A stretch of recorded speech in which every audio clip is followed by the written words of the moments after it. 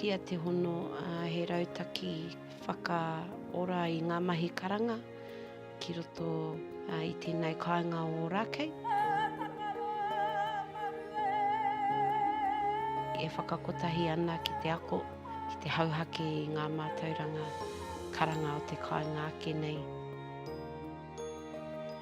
Ko te tangata kai ngākau ana ki te mahi, hara mai nau mai. Hara mai a māma me tāna tamahine.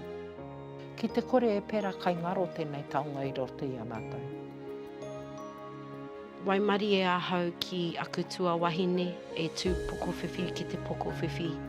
Hautapu, karakia atapo, tohi, pure, e tū tahi mātou ki te kawe i nei karawhiunga. Tēnei te tira hau, te ara mai nei.